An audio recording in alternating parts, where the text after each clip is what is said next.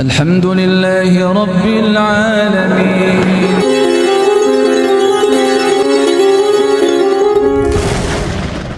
Dan ini makna ruhiyah, ketergelinciran adalah tiba-tiba tidak bisa menahan diri untuk berbuat dosa di luaran. Ini karena konteksnya ketika keluar rumah.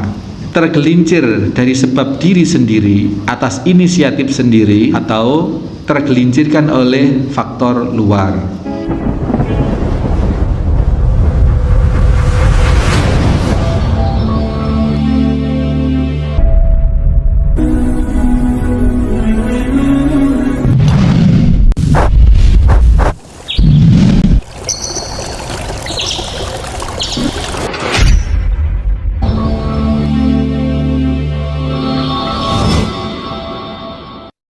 Bismillahirrahmanirrahim.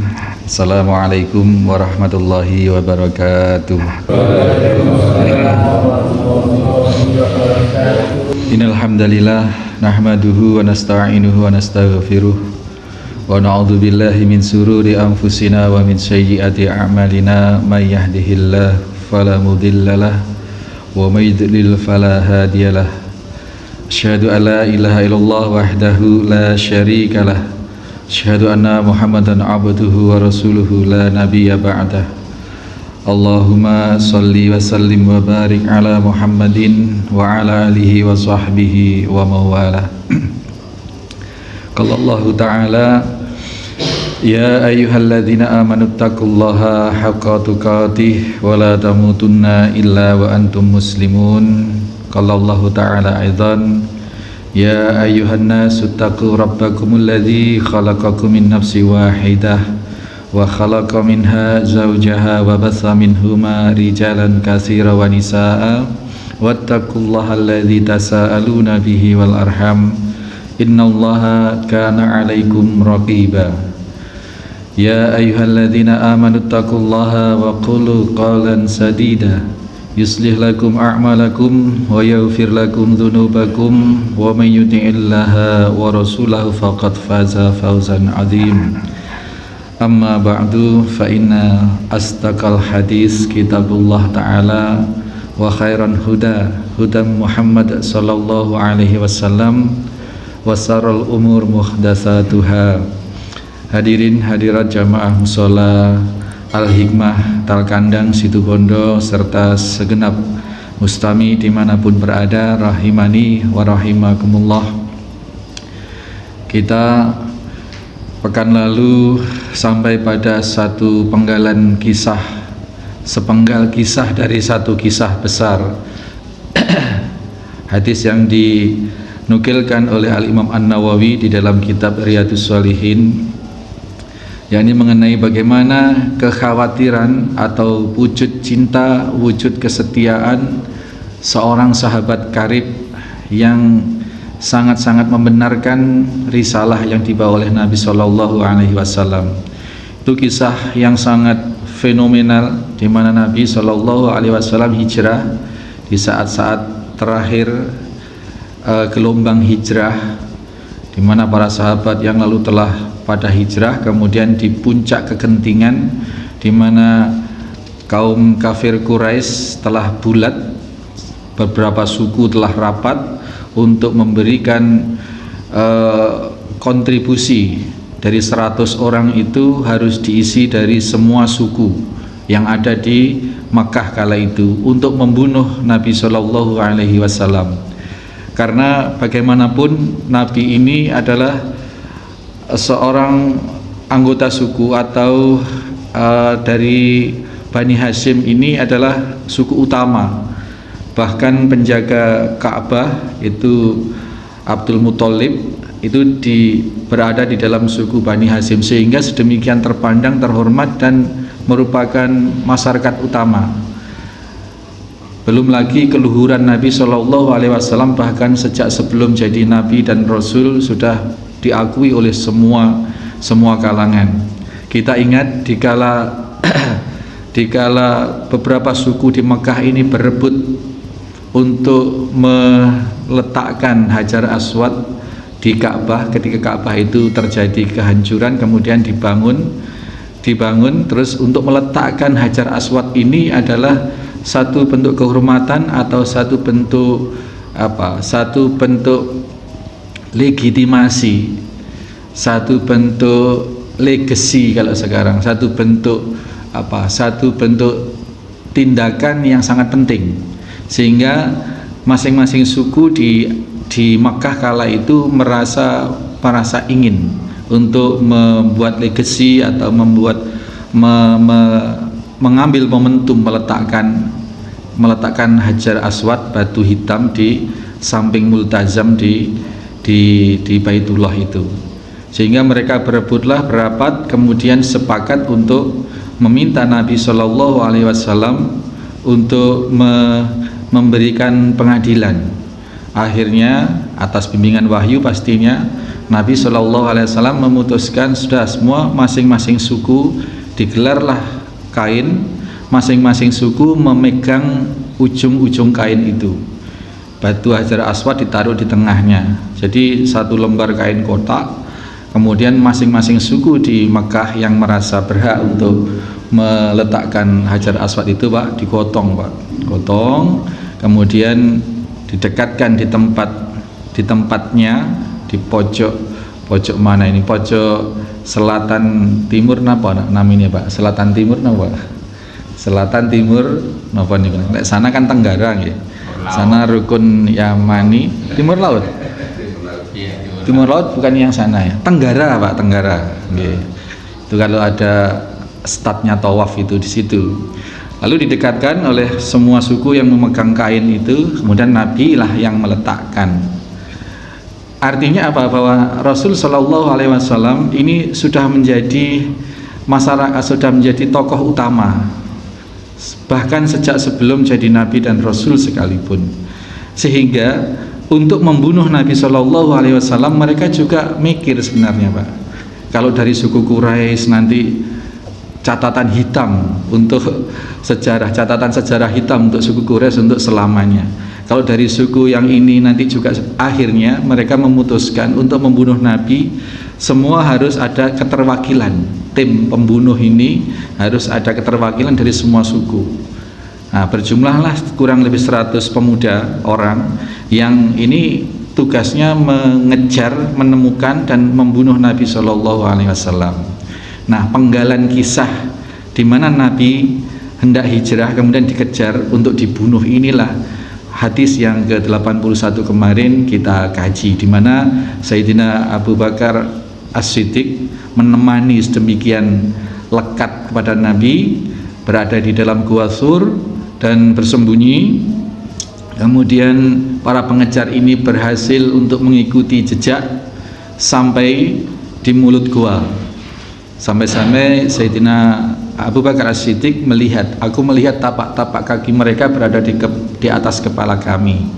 Seandainya mereka melihat ke kakinya sendiri saja, sudah barang tentu bisa melihat kami. Nah, atas kegelisahan itu Rasul Sallallahu Alaihi Wasallam menyatakan, apa yang kau duga atas keberadaan kita berdua di sini, wahai Abu Bakar? Ketahuilah bahwa kita ini tidak berdua, tetapi ada yang ketiga. Yang ketiga yakni Allah Subhanahu Wa Taala. Disitulah letak ketawakalan yang paripurna atas diri Nabi Shallallahu Alaihi Wasallam. Kita sering, Pak, dalam keluarga, dalam rumah tangga, dalam masyarakat merasa sudah buntu jalan. Ini bagaimana? Ini sudah nggak ada jalan. Nah, kita sudah tahu hukum ngambil riba itu dosa. Kita sudah tahu kalau melakukan kecurangan itu juga satu dosa. Sementara jalan sudah seolah-olah buntu misalnya. Nah, ini kita diantarkan dalam situasi di mana sebagaimana Abu Bakar As-Siddiq mendampingi Nabi Shallallahu Alaihi Wasallam ketika berada di puncak kegentingan. Nabi mengingatkan bahwa kita ini, apa yang kau pikir, apa yang engkau rasakan ketika kita berdua ini, bukanlah kita ini berdua, kita ini ada yang ketiga, yakni Allah. Semua permasalahan kita itu tidak ada buntu-buntunya, Pak. Sakit yang seolah-olah tidak sembuh-sembuh, sakit yang seolah nggak sembuh-sembuh.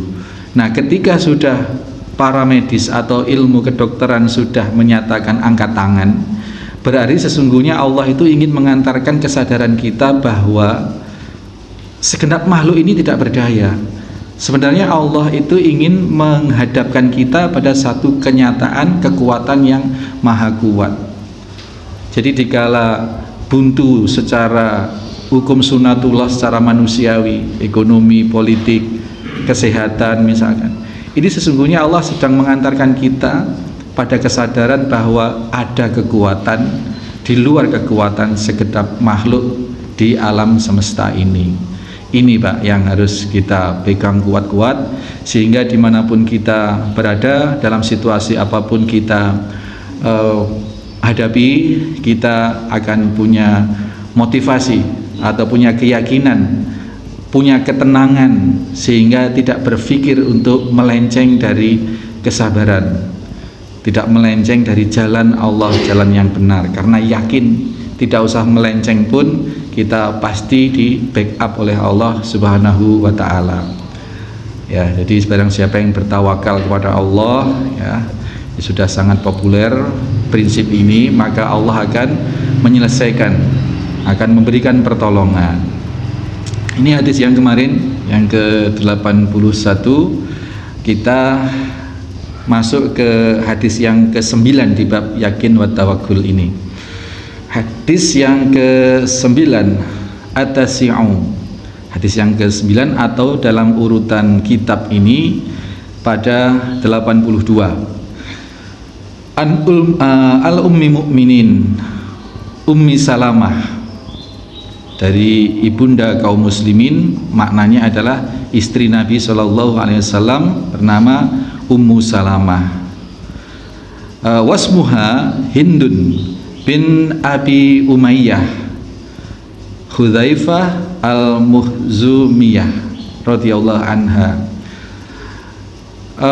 Ummu Salamah ini Bapak Ibu sekalian, ini adalah dinikahi Rasul sallallahu alaihi wasallam dalam keadaan janda. Dia istri Abu Salamah. Ketika Abu Salamah sudah meninggal, Rasul menyampaikan lamaran, melamar. Rasul melamar Ummu Salamah ini, Hindun ini. Kala itu Hindun tidak langsung menerima. Hindun memberikan 3 persyaratan atau 3 kriteria yang membuat Nabi tidak bisa menikahi Hindun.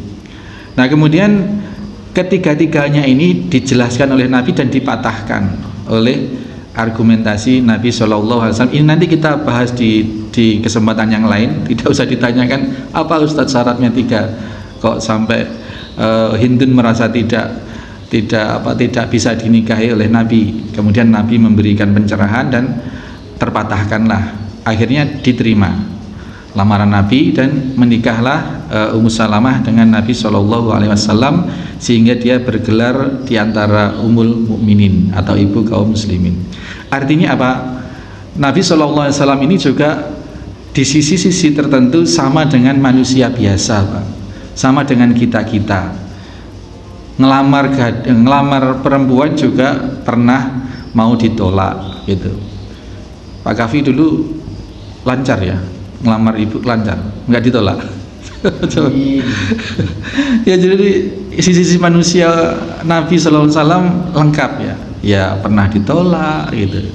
Meskipun kemudian akhirnya diterima gitu.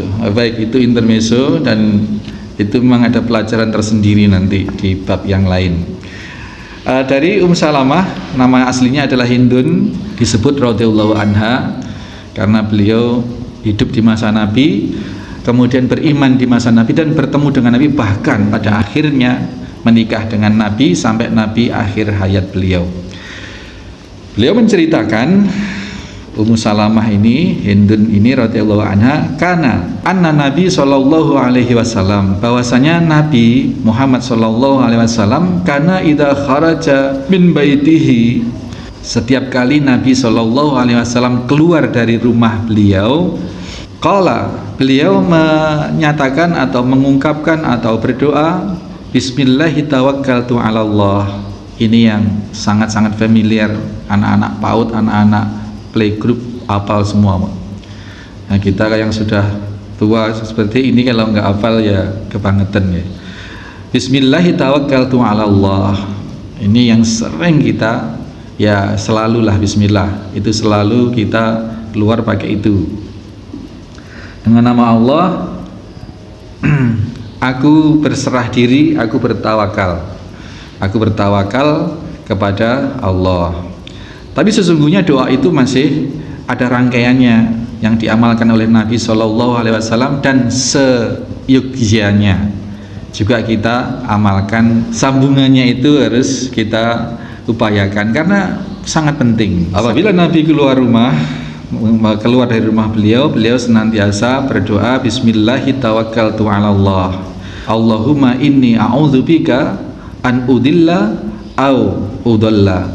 Ya Allah, sesungguhnya aku berlindung kepadamu ya Allah dari aku menyesatkan diriku atau aku disesatkan oleh pihak lain. Gampangannya gitu. Ini yang pertama, tersesat, berlindung dari ketersesatan.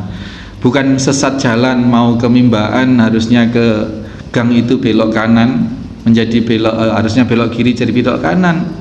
Tempo hari Mas Robi itu mau beli gas, dikasih arahan gang ini, kemudian nanti ke Raung ke barat, pas harusnya ke kiri ke kanan sampai olehan. Tersesat dalam makna dalam makna tempat atau jalur fisik, tidak hanya tersesat dari sisi arah fisik jalan tujuan, tetapi tersesat juga dari sisi maknawiyah, dari ruhiyah, tersesat dari kebenaran. Itu bisa dua dimensi yang diminta oleh Nabi Shallallahu Alaihi Wasallam. Allahumma inni a'udzubika an udilla au udalla au azila au uzalla, atau ketergelinciran diri, menggelincirkan diri sendiri atau digelincirkan oleh pihak lain. Ini maknanya hampir sama. Tersesat dalam arti tidak sampai pada tujuan, tergelincir dalam arti jatuh dari, ya kalau kita ngomong fisik ya mungkin kita jalan bisa kepleset, kita naik sepeda motor bisa kecelakaan tunggal, nabrak sendiri atau tabrakan, itu masuk ketergelinciran dalam makna fisik. Dan ini makna ruhiyah, ketergelinciran adalah tiba-tiba naudzubillah kita tidak bisa menahan diri untuk berbuat dosa di luaran. Ini karena konteksnya ketika keluar rumah gitu. Nah, ini tergelincir dari sebab diri sendiri atas inisiatif sendiri atau tergelincirkan oleh faktor luar. Ada sesuatu barang, ada dompet misalkan di pinggir jalan, atau ada dompet yang menus-menus di meja melijo misalkan. Oh, ini sangat aman kalau diambil, ada kesempatan. Ini bisa tergelincir. Yang tadinya tidak ada pikiran untuk ngutil, ya, yang tadinya tidak ada pikiran untuk berbuat maksiat seperti itu, tapi karena ada kesempatan, nggak ada rencana dari rumah, tapi karena di luar kemudian ada sesuatu yang sangat memungkinkan untuk dilakukan dan itu enak, ya kemudian dilakukan. Ini tergelincir, baik motifnya oleh diri sendiri yang menggelincirkan atau tergelincirkan oleh keadaan, atau ketemu teman kemudian diberikan wawasan-wawasan, oh enak loh kalau ngambil ini di sana, bunganya cuma sekian persen, begini misalkan seperti itu. Itu tergelincir oleh faktor luar, tergelincirkan. Tadinya sudah sangat antipati dengan yang namanya riba, kemudian ada iming-iming, oh ini enggak, ini bisnis, ini investasi, begini, kita setor sekian, nanti begini. Nah, akhirnya tergelincir juga, akhirnya gitu. Ini Rasul mengajarkan kita untuk ketika keluar rumah untuk berdoa agar tidak menggelincirkan diri dan tergelincir oleh faktor luar. Au uzlima au uzlama. Nah, jadi tentang kezaliman ini juga berlindung dari berbuat kezaliman terhadap diri sendiri maupun kepada orang lain, atau berlindung dari dizalimi oleh pihak lain. Ini mohon perlindungan kepada Allah Subhanahu wa taala. au ajahala au yujahala, atau berbuat kebodohan. Berlindung kepadamu ya Allah dari berbuat kebodohan, dari buruknya kebodohan yang ada dalam diri kita, berbuat kebodohan atau dibodohi oleh pihak lain, ngapusi atau diapusi, ditipu berbuat kebodohan, cak-caki orang, ngomongin jelek ke orang, atau melontarkan kata-kata yang buruk kepada orang. Ini kan orang bodoh, Pak. Atau kita diperlakukan oleh kebodohan, dibodohin, diapusi, ditipu dan lain sebagainya. Itu kita berlindung. Rasul sallallahu alaihi wasallam mengajarkan itu untuk beliau amalkan, dan hakikatnya yang dilakukan oleh Nabi adalah ajaran untuk kita semua.